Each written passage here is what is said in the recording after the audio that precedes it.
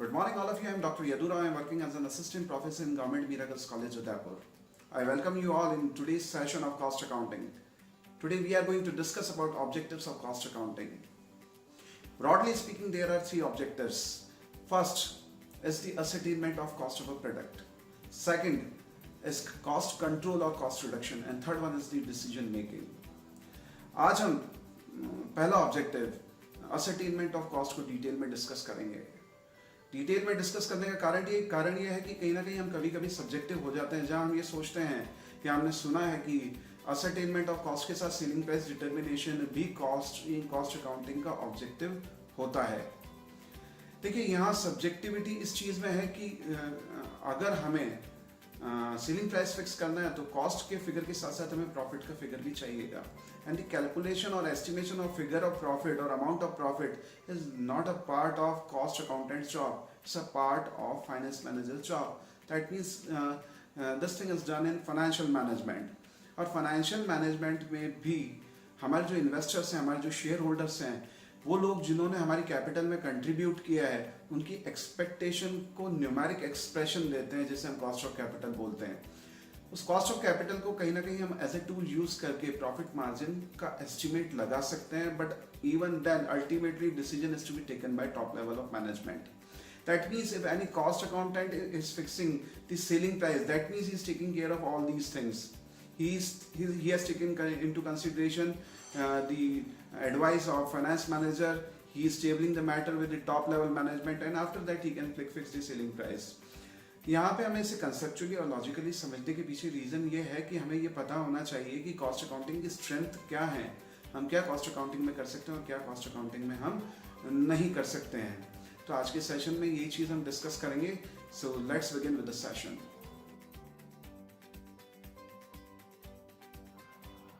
Good morning all of you. आज हम objectives of cost accounting discuss करेंगे. देखिए, बहुत इंपॉर्टेंट है. अगर हमें ऑब्जेक्टिव समझ में आते हैं कॉस्ट अकाउंटिंग के, तो हम जो भी कॉन्सेप्ट्स आगे पढ़ेंगे उन्हें हम लॉजिकली जस्टिफाई कर सकते हैं. और अगर कॉन्सेप्ट्स को हम लॉजिकली जस्टिफाई कर पाए तो हम उसका एप्लीकेशन समझ पाएंगे, and at the same time will be able to solve the numerical question in easiest possible manner. बहुत इंपॉर्टेंट है. ऑब्जेक्टिव्स हमें हर बुक्स में मिल जाते हैं और बहुत सारे ऑब्जेक्टिव्स मिलते हैं. आज के सेशन में हम जो बेसिक या मेन ऑब्जेक्टिव्स हैं कॉस्ट अकाउंटिंग के, उनके बारे में बात करेंगे. और ये तीन ऑब्जेक्टिव्स होते हैं. पहला है cost of a product is to be ascertained in cost accounting, यानी ascertainment of cost of a product. जो भी प्रोडक्ट हम मैन्युफैक्चर कर रहे हैं, हमारा इंटेंशन है उसे सेल करना, और सेल करने के लिए हमें ये भी पता करना पड़ेगा कि कितनी कॉस्ट हमारी आती है इस प्रोडक्ट को मैन्युफैक्चर करने में. देखिए, बहुत तरह की कॉस्ट होती हैं. आगे चल के हम कॉस्ट अकाउंटिंग में देखेंगे, जब हम क्लासिफिकेशन ऑफ कॉस्ट देखेंगे. और उन कॉस्ट को जोड़ के समेशन करके आइडेंटिफाई करना किसी प्रोडक्ट पे, it is not an easy task. और इसके लिए हम methods of cost accounting use करते हैं. चाहे तो हम प्रोडक्ट की कॉस्टिंग के लिए, असरटेनमेंट के लिए यूनिट कॉस्टिंग यूज करें, जॉब कॉस्टिंग यूज करें, कॉन्ट्रैक्ट कॉस्टिंग या प्रोसेस कॉस्टिंग यूज करें, या सर्विस इंडस्ट्री के लिए हम ऑपरेटिंग कॉस्टिंग का यूज करें. इन सारे मेथड्स को यूज करके हम इस ऑब्जेक्टिव को अचीव करने की कोशिश करते हैं. देखिए, अगर मैं एक सिंपल इक्वेशन में आपको समझाना चाहूं कि बेसिक इक्वेशन जो हमने हमेशा ध्यान में रखनी है और कॉस्ट अकाउंटिंग में हम इसे फॉलो करेंगे थॉरोली, और इसी से कोशिश करेंगे मैक्सिमम फॉर्मूले अगर कहीं पे होते हैं तो इसी इक्वेशन से डिराइव करने की कोशिश करेंगे. The equation is quite simple. Sales is equal to total cost plus minus profit. देखिए implied है, सेल्स में से अगर कॉस्ट को घटा दें तो जो बचता है वो प्रॉफिट होगा. अगर टोटल कॉस्ट या कॉस्ट सेल्स से ज्यादा है तो हमें लॉस होगा. बहुत सिंपल सी इक्वेशन है, आई गेस इसे समझने में कोई इश्यू आना नहीं चाहिए. अब यहां पे ये जो टोटल कॉस्ट दे रखी है जिसे हम सेल करना चाह रहे हैं, इस टोटल कॉस्ट को कैलकुलेट करना है और ये हमारा प्राइमरी ऑब्जेक्टिव है कॉस्ट अकाउंटिंग का, और इसमें कोई डाउट नहीं है. कुछ जगह थोड़ी सी सब्जेक्टिव अप्रोच भी है जहां पे कहा जाता है कॉस्ट ऑफ अ प्रोडक्ट तो हमें असरटेन करनी है कॉस्ट अकाउंटिंग में. Eight the same time selling price determination भी हमें करना है, यानी सेलिंग प्राइस भी हमने कैलकुलेट करनी है. देखिए ये थोड़ा सा सब्जेक्टिव अप्रोच मैं इसलिए कह रहा हूं कि कॉस्ट अकाउंटिंग में ऐसी कोई मेथोडोलॉजी नहीं है जहां पे हम सेलिंग प्राइस कैलकुलेट कर सकें. स्टिल कॉस्ट अकाउंटिंग में कुछ जगह जहां हम टेंडर कोट्स बनाते हैं, उन कोटेशंस वाले टॉपिक में हम कहीं ना कहीं सेलिंग प्राइस को डिटरमिन करने की कोशिश करते हैं. और रियल लाइफ में भी कॉस्ट अकाउंटिंग यूज करते हुए सेलिंग प्राइस का डिटरमिनेशन हो सकता है. डिपेंड करता है आपका नेचर ऑफ बिजनेस क्या है, किस तरह का प्रोडक्ट है, किस तरह का ऑर्गेनाइजेशन है, किस तरह की हायरार्की है और कौन कौन लोग इन्वॉल्व हैं कॉस्ट अकाउंटिंग सिस्टम को इम्प्लीमेंट करने में. टॉप लेवल मैनेजमेंट भी साथ में है, फाइनेंस मैनेजर भी साथ में है, तो पॉसिबल होगा कि selling price cost accounting use करते हुए हम कैलकुलेट कर पाए. लेकिन यहां हमें इसे लॉजिकली समझने की कोशिश करनी पड़ेगी. इस इक्वेशन में हम देख रहे हैं कि कॉस्ट अकाउंटिंग का ये ऑब्जेक्टिव हमने अचीव करना है, that is ascertainment of a cost of a product. ये काम हम करेंगे. लेकिन आपसे अगर कहा जाए कि सेल्स को कैलकुलेट करना है तो क्वेश्चन इज, क्या हम सेल्स को कैलकुलेट कर सकते हैं? देखिए सेल्स को कैलकुलेट करने के लिए हमें प्रॉफिट का फिगर मालूम होना चाहिए. देखिए बहुत इंपॉर्टेंट है, या तो प्रॉफिट का फिगर मालूम कर लीजिए या तो सेलिंग प्राइस मालूम कर लीजिए. अगर सेलिंग प्राइस हमें मालूम पड़ जाती है तो सेलिंग प्राइस डिटर्मिनेशन के लिए कॉस्ट अकाउंटिंग की जरूरत नहीं है. सेलिंग प्राइस नहीं मालूम है तो हमें प्रॉफिट का फिगर चाहिए, और प्रॉफिट का फिगर अगर कॉस्ट अकाउंटिंग में मिलता है तो सेलिंग प्राइस डिटर्मिनेशन भी कॉस्ट अकाउंटिंग में पॉसिबल है. देखिए दोनों ही एस्पेक्ट को देखते हैं. हमें एक तो सेलिंग प्राइस के एस्पेक्ट को देखना है और दूसरा प्रॉफिट के एस्पेक्ट को देखना है, ये समझने के लिए whether the selling price determination can be an objective of cost accounting और नॉट.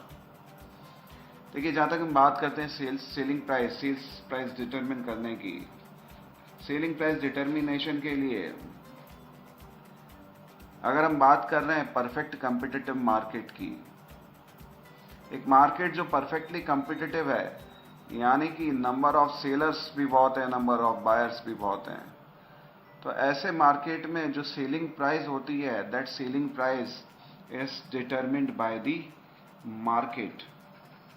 देखिए इकोनॉमिक्स में पढ़ा है हमने फर्स्ट ईयर में कि in case of perfectly competitive market, selling price is determined by the market. तो अगर सिचुएशन परफेक्ट कंपटीशन की है तो यहां पे हमारे पास कोई ऑप्शन ही नहीं है कि हम सेलिंग प्राइस डिटरमिन करें. It will be determined by the market. फिर बात आती है कि अगर मार्केट इम्परफेक्ट है या मोनोपोली है या और कोई फॉर्म ऑफ मार्केट मान लें, या हम इसे बिल्कुल सिंपल शब्दों में समझें कि भाई market is not going to tell us the price, हमें अपने लेवल पे डिसाइड करनी है प्राइस, तो अब हमें प्रॉफिट के फिगर की जरूरत पड़ेगी. देखिए इसे एक सिंपल इक्वेशन में डालने की कोशिश करते हैं. For example total cost is given as ₹80. अब अगर इसमें हम अमाउंट ऑफ प्रॉफिट ऐड कर दें तो हमें सेलिंग प्राइस मिल जाएगी. क्लियर है, बहुत सीधा और सिंपल हिसाब है. प्रॉफिट का फिगर मालूम करना है, selling price will be available. अब बात ये आती है, जो प्रॉफिट है ये फिगर कहाँ से आता है? मान लीजिए यहाँ पे कहा गया है 20 रुपीज़, 15 रुपीज़ और 10 रुपीज़। अगर हम यहाँ पे कहते हैं 20 rupees should be the amount of profit which should be added to the total cost, हम बोल सकते हैं selling price would be 100 rupees. इसका मतलब सेलिंग प्राइस का 20% और कॉस्ट का 25% हमारा प्रॉफिट है। प्रॉब्लम यह है कि ये जो 20 रुपीज़ है, ये कौन डिटरमिन करता है? ये कौन डिसाइड करेगा कि प्रॉफिट का अमाउंट, फिगर या परसेंटेज ₹20 होगा या 25% ऑफ कॉस्ट होगा? देखिए, ये काम थोड़ा सा कॉम्प्लिकेटेड है, इसे समझने की कोशिश करेंगे इस सेशन में। बहुत इंपॉर्टेंट चीज़ है, आगे भी आपके काम में आएगी फाइनेंशियल मैनेजमेंट जब हम पढ़ेंगे। देखिए, इसे हम मार्जिन भी बोलते हैं या इसे हम प्रॉफिट भी बोलते हैं कई बार। इस प्रॉफिट का फिगर आएगा कहां से, ये इंपॉर्टेंट चीज है। ये डिपेंड करेगा कि हमसे प्रॉफिट डिमांड कौन कर रहा है। देखिए, प्रॉफिट हम किसके लिए कमाते हैं? शेयर होल्डर्स के लिए। सिंपल सा हिसाब है, हमें प्रॉफिट कमाना है उन लोगों के लिए जिन्होंने हमारी कैपिटल में कंट्रीब्यूट किया है। इसका मतलब अगर मैं बोलता हूं कि 20 रुपीज और 20% ऑन सेल्स और 25% on cost should be a profit, इसका मतलब है ये 25% हमें कौन बोल रहा है? ये 25% हम डिराइव कर रहे हैं शेयर होल्डर्स की एक्सपेक्टेशन से।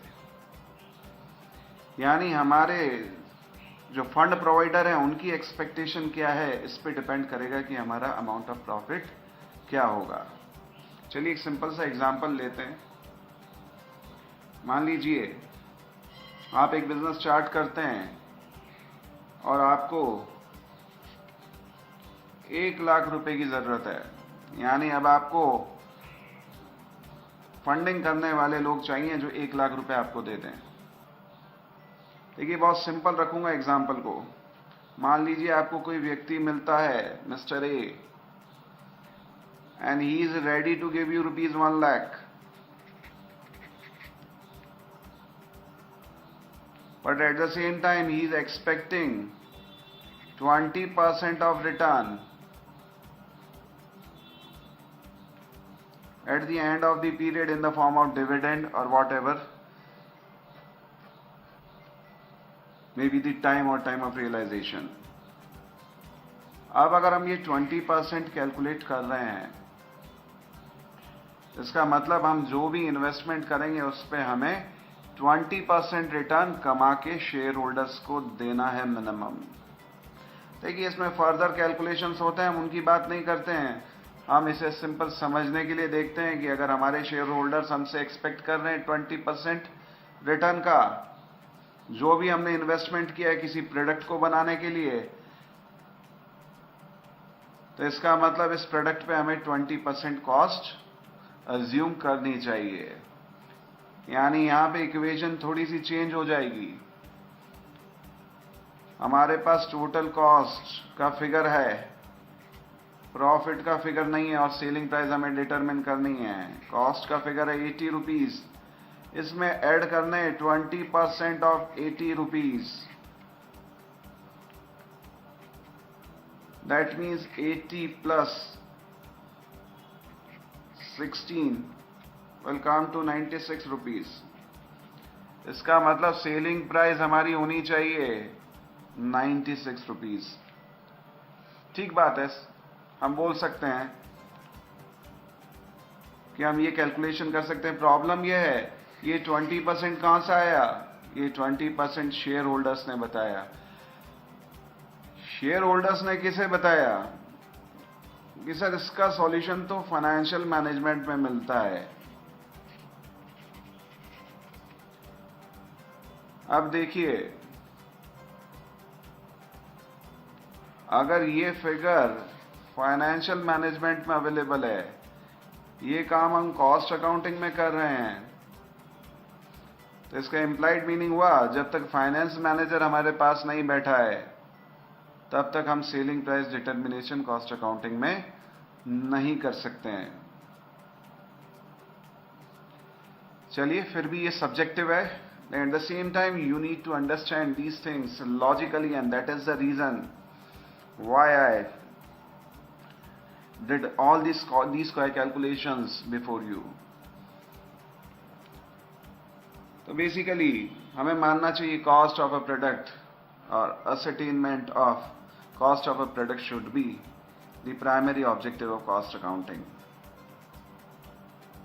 चलिए, नेक्स्ट सेशन में देखेंगे दो और ऑब्जेक्टिव्स कॉस्ट अकाउंटिंग के।